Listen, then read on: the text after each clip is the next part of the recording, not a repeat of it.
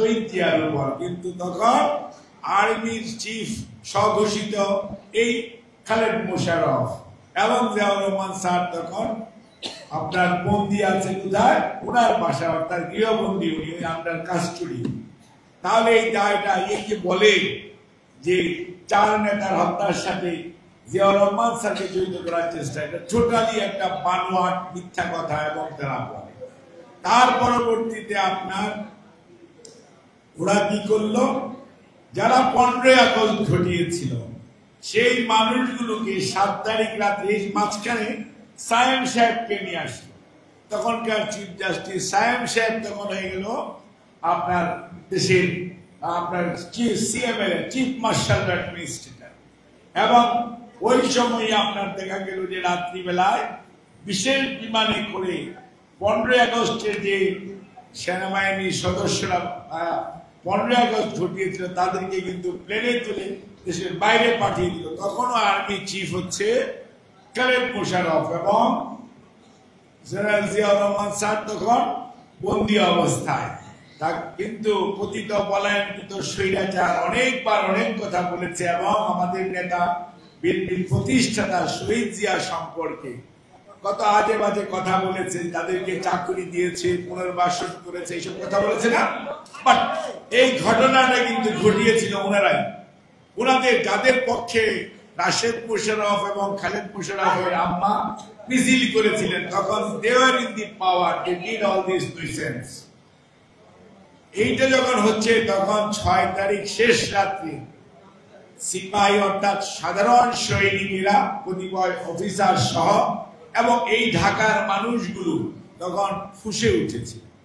কেন ফুঁসে উঠল? তাদের মাথায় আপনার 71-এর 26 এবং 27 মার্চের ঘটনা, যারা আমার মতো চুল পাকা এবং যাদের বয়স 65+, তাদের মনে থাকার কথা। ওই সময় যাদের স্বাধীনতার ঘোষণা করার কথা ছিল 25 তারিখ 24 তারিখ, ওনারা কিন্তু 23-24 তারিখ পর্যন্ত আলোচনা চালিয়ে গেছেন।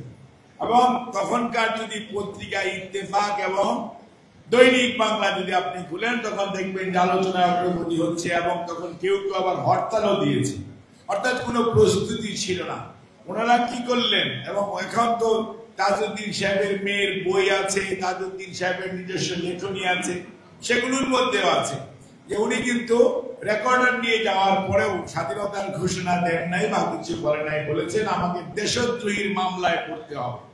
তাহলে উনি কি করলেন, উনি আত্মসমর্পণ করলেন, নেতা আত্মসমর্পণ করে চলে গেলেন এবং ওনার সহযোগীরা কেউ বুড়িগঙ্গা, কেউ শীতলক্ষা পাড়ি দিয়ে আস্তে করে বর্ডারের ওই পারে চলে যাওয়ার জন্য, কেউ কিন্তু দেশের মানুষের কথা চিন্তা করলেন না। যেমনটি 5ই আগস্ট 24-এ দেখেছেন না কেমন ভাবে দৌড় দিয়ে গাড়ি থেকে নেমে হেলিকপ্টারে উঠতেছেন, ভুলে গেছেন তার দলের নেতা কর্মীদের কথা, দেশের মানুষের কথা। অর্থাৎ অতীতটা হচ্ছে এইরকমই, ওনাদের পূর্বপুরুষরাও দেশের মানুষের কথা কখনো মনে রাখে নাই, আর ওনাদের পরের পুরুষেরাও যাদের দায়িত্ব ছিল এবং দুর্দণ্ড প্রতাপের স্বৈরাচারী কায়দায় দেশের মানুষের উপর কর্তৃত্ববাদী শাসন করেছেন, একই কায়দায় কিন্তু তারা পালিয়ে গেছেন নেতা কর্মী সহযোগী সবাইকে রেখে, শুধুমাত্র আত্মীয় স্বজন এবং কিছু সুবিধাভোগী মানুষদেরকে নিয়ে আস্তে করে চলে গেছেন।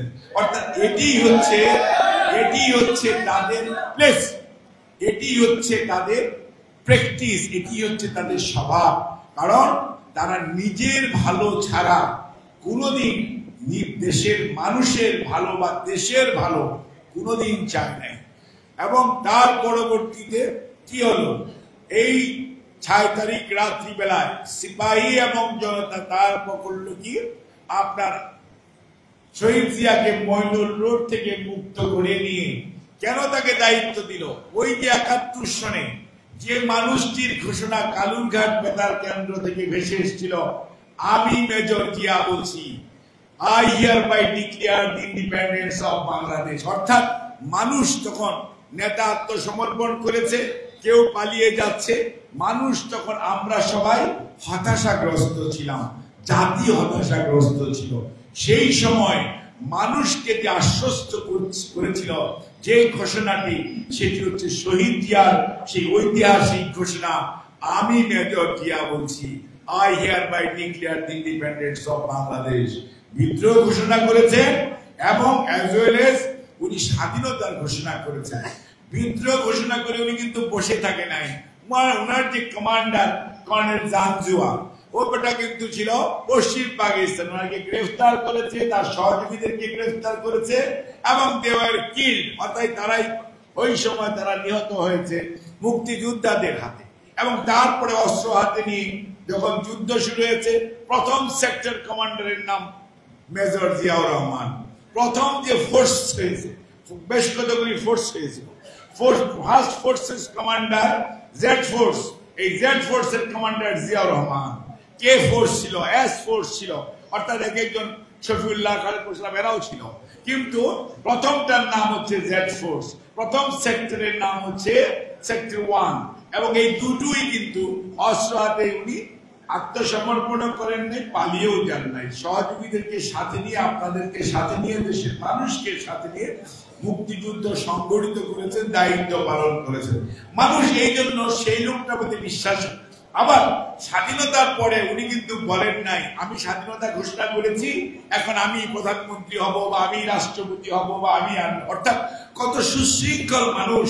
ওনাকে সিনিয়র হওয়ার পরেও আর্মি চিফ করা হয় নাই, ওনার একজন জুনিয়রকে ওনার উপর বসিয়ে দেওয়া হয়েছে, ওনাকে deputy chief of army staff করা হয়েছে। তারপরেও কিন্তু উনি সুশৃঙ্খল ভাবে কুমিল্লা ক্যান্টনমেন্ট এবং পরবর্তীতে ঢাকা ক্যান্টনমেন্টে উনি দায়িত্ব পালন করেছেন। অর্থাৎ মানুষ দেখেছে যে একটা নির্লোভ মানুষ, যে দেশের প্রয়োজনে, জাতির প্রয়োজনে অনলি দেশপ্রেমীকে অর্থাৎ টানে, উনি মানুষের পাশে, দেশের পাশে দাঁড়িয়েছে। কাজেই ওই 7ই নভেম্বর, 6ই নভেম্বর রাত্র, 7ই নভেম্বর আর্লি মর্নিং এ দেশের মানুষ মনে করেছে এই লোক হচ্ছে আসল মানুষ, যার উপর আস্থা এবং বিশ্বাস রাখা যায়। তখন তো ভাই বিএনপি, মৎস্যজীবী দল, ছাত্র দল, যুব দল কিচ্ছু ছিল না। তখন কিন্তু এই যে মানুষের প্রতি, অর্থাৎ একটা মানুষ, একটা জাতি আস্থা রেখেছে একটি মানুষের উপর, সেটা হচ্ছে শহীদ জিয়াউর রহমানের উপর। কাজেই এই যে জাতি আস্থা অর্জন করেছিল এবং তারপরে উনি দায়িত্ব নেওয়ার পর উনি এই বিভাজিত জাতিকে ঐক্যবদ্ধ করেছেন। উনি বুঝেছেন যে দেশকে যদি সামনে দিয়ে এগিয়ে নিয়ে যেতে হয়, তাহলে বাঙালি, চাকমা, মারমা, শান্তি বাহিনী এভাবে ভাগ করলে হবে না। মানুষকে, পাহাড় এবং সমতলের মানুষকে ঐক্যবদ্ধ করতে হবে। আর সেই ঐক্য প্রক্রিয়ায় মানুষের আইডেন্টিটি প্রয়োজন, অর্থাৎ আপনার পরিচিতি প্রয়োজন। আপনি কে? বলে আমি বাঙালি না, মারমা না, চাকমা না, সাঁওতাল না, কারণ আমি বাংলাদেশি, এই বাংলাদেশে থাকি, আমার পরিচয় আমি বাংলাদেশ। অর্থাৎ জাতীয় ঐক্য হলো এইটা। তার পরবর্তীতে আসলো হিন্দু, মুসলমান, বৌদ্ধ, খ্রিস্টান আর অন্যান্য বিভিন্ন ধর্মে। এই ধর্মীয় পরিচয় যদি আমরা বিভাজিত হই, তাহলেও আমরা এগোতে পারবো না। সেই জন্য মুসলিম প্রধান দেশ, ইসলামে সবচেয়ে মেজরিটি মানুষ বিশ্বাস করে। সংবিধানে উনি যেটা পরবর্তীতে আনলেন বিসমিল্লাহির রহমানির রহিম, এবং আল্লাহর প্রতি অকৃত্রিম বিশ্বাস এবং সকল ধর্মের মানুষ স্বাধীনভাবে তার নিজ নিজ ধর্ম পালন করতে পারবে। এগুলো কিন্তু শহীদ জিয়ার সংযোজন বাংলাদেশের জাতীয় যে সংবিধান সেটির মধ্যে, অর্থাৎ জাতিকে ঐক্যবদ্ধ করার জন্য উনি যেটি করলেন। তারপরে কি দরকার? তারপরে দেখলেন যে এই দেশ তো কৃষি প্রধান দেশ, আমাদের তো শিল্প ছিল না। এই কৃষকের যদি বা আধুনিক কৃষি যদি না হয়, দেশ এগোবে না।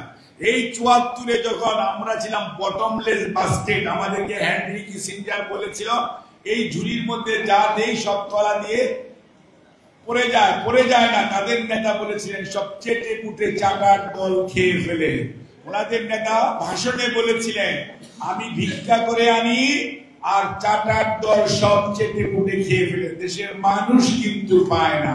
এবং উনি খুব আক্ষেপ করে বলেছিলেন মানুষ পায় সোনার খনি, রূপার খনি, তেলের খনি, আর আমি পেয়েছি চোরের খনি। এটি কিন্তু বিএনপির কোন লোক বলে না, এই ওনাদের যে বড় নেতা ছিলেন উনি বলেছেন। কাজে সেই তলাহীন ঝুড়ি, 74-এর দুর্ভিক্ষ, বাসন্তী সবকিছুকে ছাপিয়ে যে নেতৃত্ব, শহীদ জিয়ার নেতৃত্ব কি করলো, বাংলাদেশের এই কৃষিকে আধুনিকায়ন করার পর বাংলাদেশ সর্বপ্রথম